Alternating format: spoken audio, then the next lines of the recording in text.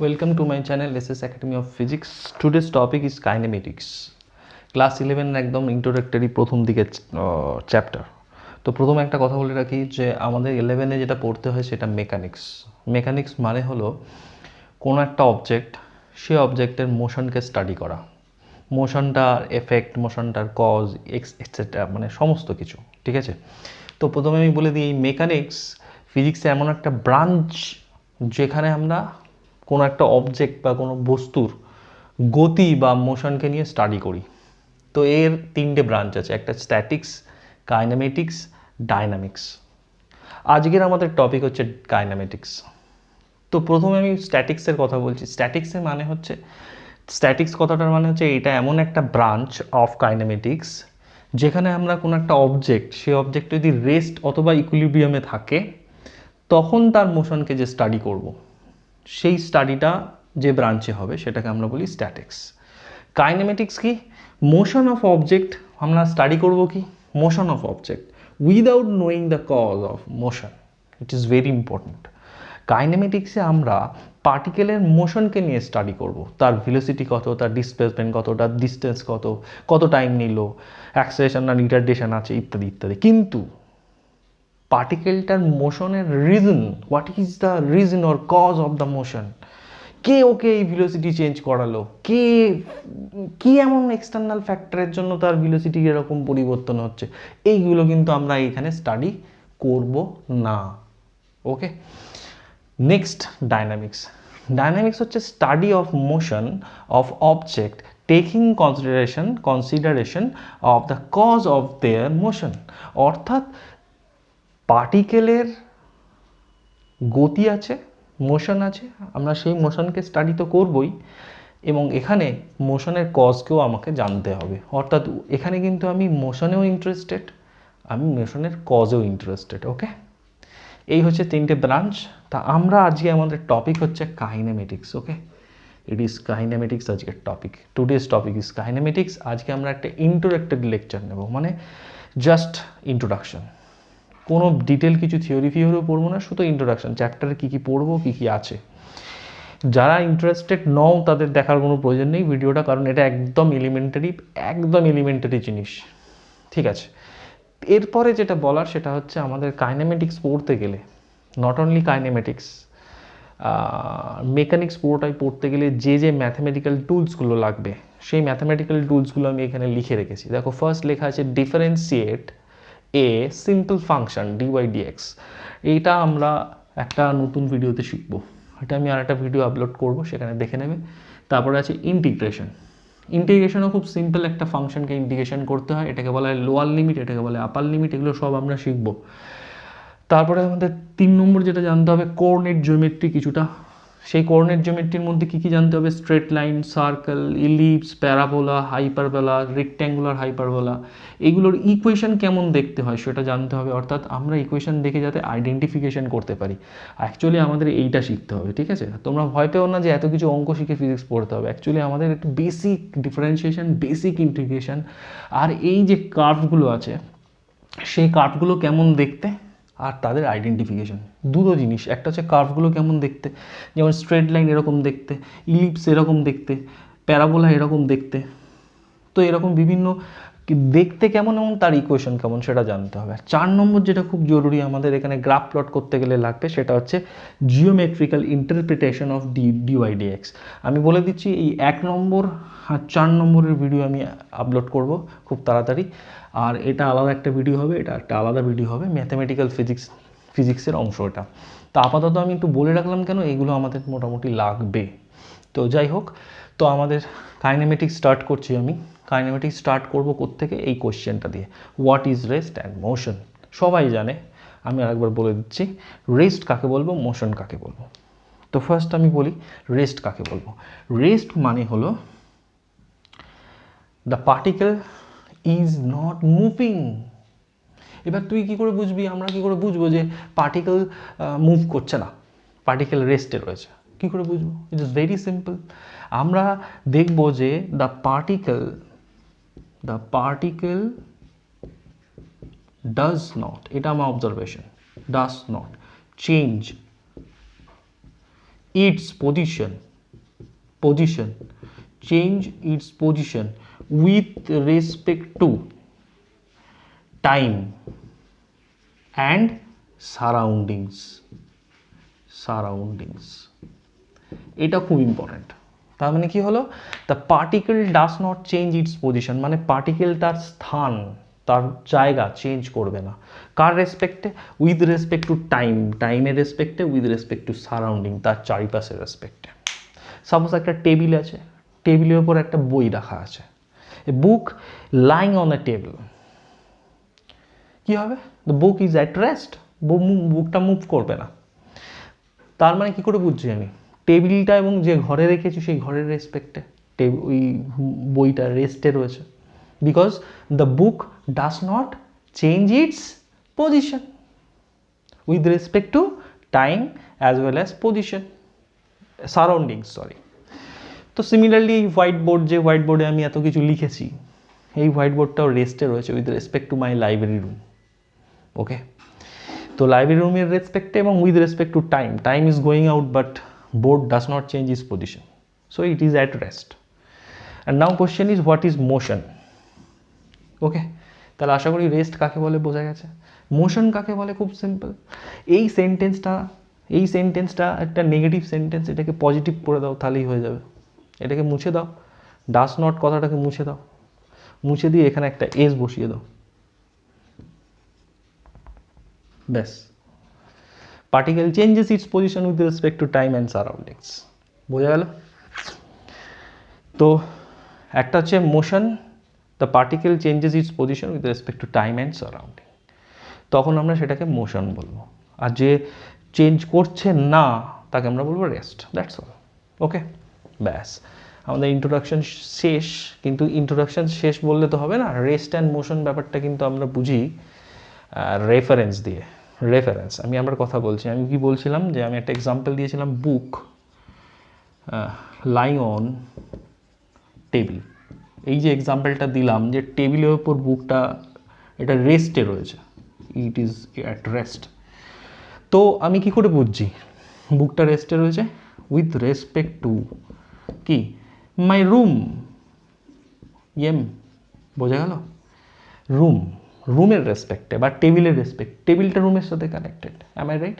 অর্থাৎ একটা জিনিস আমি একটু বলে দিই, সেটা হচ্ছে কোনো পার্টিকেল রেস্টে আসে না মোশনে আছে, সেটা কিন্তু আমাদের সবসময় মাথায় রাখতে হবে।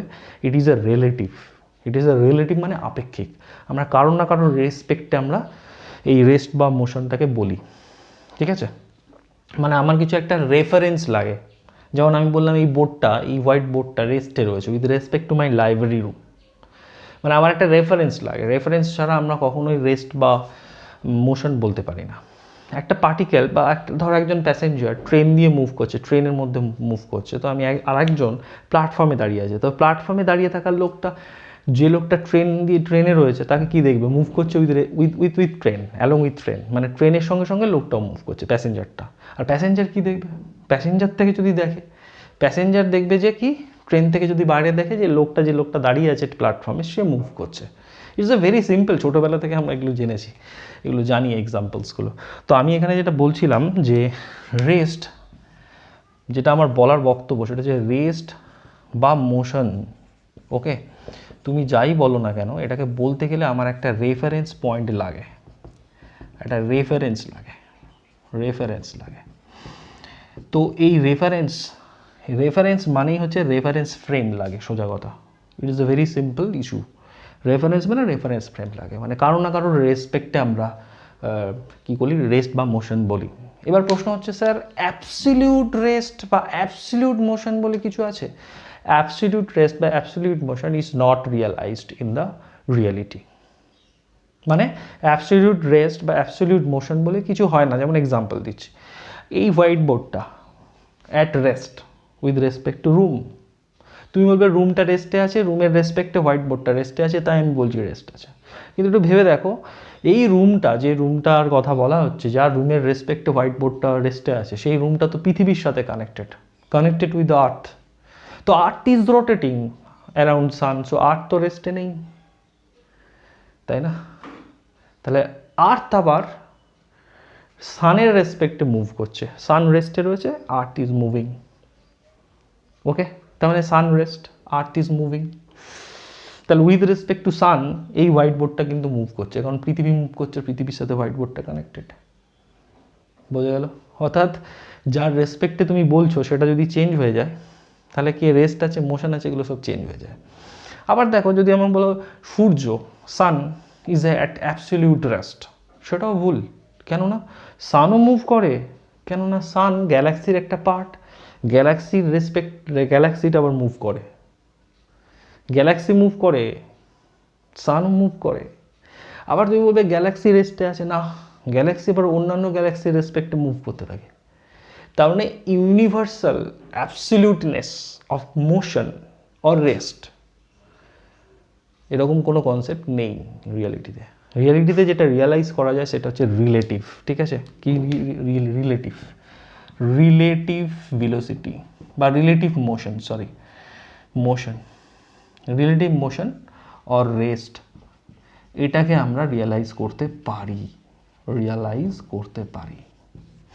কিন্তু অ্যাবসলিউট রেস্ট বা অ্যাবসলিউট মোশন সেটাকে রিয়ালাইজ করা যায় না। তার আমরা কিন্তু যেটা পড়ি মোশন রেস্ট, এগুলো কিন্তু actually relative with respect to something.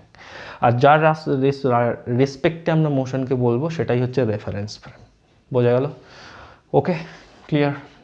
এবার আমরা চলে আসি আর একটা জিনিস বলে দিচ্ছি, ফিজিক্স আমরা যখন পড়বো, কাইনেমেটিক্স যখন পড়বো, মেকানিক্স যখন পড়বো, তখন কিন্তু আমরা প্রত্যেকটা বডি, প্রত্যেকটা অবজেক্টকে আমরা একটা পয়েন্ট অবজেক্ট হিসাবে নিয়ে নেবো। কী বললাম? পয়েন্ট অবজেক্ট হিসাবে নেবো, এটা কিন্তু মাথায় রাখতে হবে। মানে সাপোজ ধরো একটা গাড়ি মুভ করছে, তার মানে আমরা অ্যাজিউম করবো এ কার ইজ মুভিং। একটা এরোপ্লেন যাচ্ছে, আমরা কি অ্যাজিউম করবো? The point is moving. Okay, তো এখানে কিন্তু জেনে রাখবো যে এখানে অবজেক্ট বা যে কোনো বডি ফডি যা বলবে, এগুলোকে আমরা কি করব? আমরা পয়েন্ট হিসাবে ট্রিট করব, পয়েন্ট। সো এই কারণে আমরা এটাকে পয়েন্ট অবজেক্ট বলবো, ঠিক আছে? সো এই কনসেপ্টটা মাথায় রেখো যে আমরা এখানে পয়েন্ট অবজেক্ট হিসেবে ট্রিট করবো। সেকেন্ড হচ্ছে, আমি একটু বলে দিই 1D motion, 2D motion, 3D motion কি। অ্যাকচুয়ালি জেনে রাখবে, খুব সোজা, আমি ইন ডিটেল যাচ্ছি না, ইন ডিটেল যাওয়ার দরকার নেই, কারণ আমরা পরবর্তীকালে যখন আমরা শুরু করব ডিসপ্লেসমেন্ট আলাদা আলাদা করে, তখন আমরা এগুলো ডিটেলে বলে দেবো। সেটা 1D মোশন, এটাকেই বলা হয় লিনিয়ার মোশন বা বলা হয় rectilinear motion. Rectilinear motion, rectilinear motion মানে হচ্ছে যখন কোনো পার্টিকেল একটা সিঙ্গেল স্ট্রেট লাইন বরাবর, ধরো এটা এক্স অ্যাক্সিস, কোনো একটা পার্টিকেল এখান থেকে যাত্রা শুরু করে এইভাবে হেঁটে হেঁটে হেঁটে হেঁটে গিয়ে এরকম জায়গায় পৌঁছালো। ওকে, প্রথমে এখানে পৌঁছালো, তারপরে এখানে পৌঁছালো। ওকে, তো এখান থেকে এর ডিস্টেন্স হচ্ছে x1, এখান থেকে এর কোঅর্ডিনেট হচ্ছে x2। তার মানে দেখো এই x1 আর x2 এই পজিশনগুলো যদি আমাকে, মানে এইগুলোকে বলে কোঅর্ডিনেট, এগুলোকে কোঅর্ডিনেট, এগুলো অলরেডি আমরা জানি। এক্স অ্যাক্সিস বরাবর এই ডিস্টেন্সটা অরিজিন থেকে ডিস্টেন্স, এগুলোকে বলে কোঅর্ডিনেট। এখানে একটাই অ্যাক্সিস আছে এবং পার্টিকেলটা একটা স্ট্রেট লাইন বরাবর মুভ করছে, সেই কারণে এর একটাই কোঅর্ডিনেট লাগবে, সেটা হচ্ছে x. One coordinate is needed, required, one coordinate is required মানে প্রয়োজন, টু স্পেসিফাই ইটস পজিশন, মানে এর পজিশনকে স্পেসিফাই করতে গেলে আমার একটা মাত্র কোঅর্ডিনেট লাগবে, সেটা এক্স। সেই কারণে এই ধরনের মোশনকে আমরা ওয়ান ডাইমেনশনাল মোশন বলি। এই 1D কথাটার মানে হচ্ছে ওয়ান ডাইমেনশনাল। ওকে, আচ্ছা, এক্সাম্পল কীরকম? এক্সাম্পল হচ্ছে ধরো একটা ট্রেন একটা স্ট্রেট ট্র্যাক বরাবর যাচ্ছে, একদম স্ট্রেট লাইন বরাবর যাচ্ছে। ওকে, তো তখন সেটাকে আমরা বলি হচ্ছে one dimensional motion. 2 dimensional motion মানে কি? 2 ডাইমেনশনাল মোশন মানে হচ্ছে যখন পার্টিকেলের পজিশন আমাকে দুটো কোঅর্ডিনেট দিয়ে রিপ্রেজেন্ট করতে হবে, অর্থাৎ পার্টিকেলটা প্লেনে মুভ করছে, ইজ মুভিং, এখানে কি হয়েছিল? Moving along straight line. এখানে কি হবে? Moving in plane. মনে থাকবে, প্লেন মানে তল। হ্যাঁ, ধরো এই হোয়াইট বোর্ডের উপর একটা পিঁপড়ে হেঁটে হেঁটে হেঁটে হেঁটে যাচ্ছে। তাহলে ধরো এখানে একটা পিঁপড়ে আছে, পিঁপড়েটা হেঁটে হেঁটে হেঁটে হেঁটে এরকমভাবে যাচ্ছে। তা প্রতি মুহূর্তে ওর এই পজিশনটাকে যদি আমি এক্স ওয়াই দিয়ে লিখি, প্রতি মুহূর্তে কিন্তু তার পজিশন জানতে গেলে এক্সের আর ওয়াইয়ের দুটো ভ্যালুই জানতে হবে, সেই কারণে এটাকে আমরা 2D মোশন বলি। ওকে, সিমিলারলি হচ্ছে 3D মোশন। 3D মোশন কী জিনিস? 3D মানে 3 dimensional motion, is a very simple. সেটা হচ্ছে থ্রি ডাইমেনশনাল স্পেস অ্যাকচুয়ালি এখানে 3D মোশন মানে motion in space, motion in space. এখানে কি হয়, এক্স, ওয়াই আর জেড তিনটে কোঅর্ডিনেট লাগে স্পেসিফাই করতে গেলে। ধরে নাও আমার মুখের সামনে একটা মাছি উড়ছে, এরকম উড়ছে বিভিন্ন পজিশনে, তাহলে এই মাছিটা যে উড়ছে এর তলা থেকে হাইটটাও জানতে হবে। এক্স ওয়াই তো আমরা জানলাম, প্লাস হাইটটাও জানতে হবে যে মেঝে থেকে কতটা উপরে উঠেছে, তার মানে এক্স ওয়াই জেড তিনটে লাগবে। তো এই ধরনের motion, that is flying of a kite in the sky, বা you are flying in the space, তো এরকম টাইপের মোশন, সেখানে কিন্তু কোঅর্ডিনেট তিনটে লাগে, তখন সেটা 3D মোশন বলে। জাস্ট এটা ইন্ট্রোডাক্টরি। এবার আমি তোমাদের বলে দিই, আমরা কিন্তু 2D মোশন এই মুহূর্তে পড়বো না, 3D মোশন তো দরকারই পড়বে না, আমরা পড়বো 1 ডাইমেনশনাল মোশন, ঠিক আছে? সো আমরা এইটা আমাদের সিলেবাসে আছে এবং এটা আমরা পড়বো। এটাকে আমরা বলি motion in straight line, or linear motion, or rectilinear motion, or 1D motion. Okay, চলো এবার 1D মোশন শুরু করার আগে আমি কয়েকটা ফিজিক্যাল কোয়ান্টিটি সম্পর্কে আইডিয়া দিয়ে দিই। এইগুলো আমাকে জানতে হবে। তো আমি ডিটেলে জানবো না, আমরা আলাদা আলাদা ভিডিওতে প্রত্যেকটা ফিজিক্যাল কোয়ান্টিটি জানবো, দেখি কী কী জানা যায়। বেসিক্স, যেটা বেসিক্স বলতে একদম বেসিক জিনিস। তো 1 নম্বর যেটা জানতে হবে সেটা হচ্ছে displacement, distance. It is denoted by S, it is a scalar quantity. 2 number যেটা জানতে হবে displacement, that is s, it is a vector quantity. 3 number হচ্ছে স্পিড, v। 4 নম্বর হচ্ছে ভেলোসিটি, v ড্যাশ। ওকে, আর কি জানতে হবে? ভেলোসিটি জানলাম, আর কি জানতে হবে? আর জানতে হবে হচ্ছে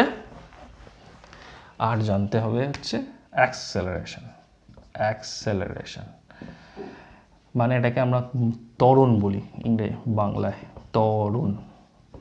এটাকে আমরা বলি বেগ, এটাকে আমরা বলি দ্রুতি বাংলায়। আর 6 নম্বর যেটা জানতে হবে জার্ক। ওকে, তাহলে এই কটা ফিজিক্যাল কোয়ান্টিটি জানতে হবে। তার মধ্যে একটু বলে দিই, স্পিড, এই যে স্পিডের ক্ষেত্রে 4 রকম স্পিড হয়। ইউনিফর্ম স্পিড, এগুলো সব আমরা জানবো।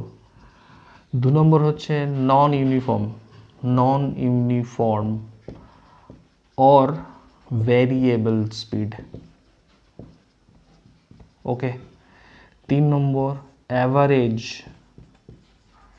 Speed. 4 number instantaneous speed. Similarly ভেলোসিটির ক্ষেত্রেও আমরা জানবো প্রথমে ইউনিফর্ম, শর্টে লিখছি। 2 নম্বর হচ্ছে নন ইউনিফর্ম।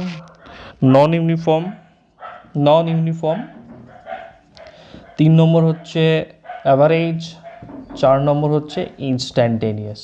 ওকে, সিমিলারলি এর ক্ষেত্রেও তাই জানবো। 1 নম্বর হচ্ছে ইউনিফর্ম, 2 নম্বর হচ্ছে নন ইউনিফর্ম, 3 নম্বর হচ্ছে অ্যাভারেজ, 4 নম্বর হচ্ছে ইনস্ট্যান্টেনিয়াস। ওকে, আর জার্ক হচ্ছে higher order differentiation of velocity, that is the differentiation of acceleration, ওটাকে আমরা জার্ক বলি। এটা আমরা সব ডিটেলে জানবো। সো এইগুলো আমরা সব ডিটেলে জানবো। এবার আমি বলে দিই, মোটামুটি আমার ইন্ট্রোডাকশন শেষ হলো। আমরা এইটা একটা ভিডিও করবো, এটা 1 নম্বর ভিডিওতে আসবে। স্পিড আর ভেলোসিটি 1 নম্বর আরেকটা ভিডিওতে আসবে। অ্যাক্সেলারেশন, জার্ক একটা ভিডিওতে আসবে। এই 3টে ভিডিও পর আমরা আসবো, এবং তারপরে আমরা যেটা শিখবো সেটা হচ্ছে গ্রাফ। এবং আমি বারবার বলছি, তোমরা তো জানো, আমার স্টুডেন্টরা মোটামুটি জানে যে আমি যে অংশটা পড়াবো তার সাথে সাথেই প্রবলেম করতে থাকবো। এটার সঙ্গে আলাদা প্রবলেম, এটার সঙ্গে আলাদা প্রবলেম, এটার সাথে আলাদা প্রবলেম করতে থাকবো। জাস্ট তোমরা ফলো করো, পরপর ভিডিওগুলোকে দেখতে থাকো। Thank you and tata. Okay, thank you.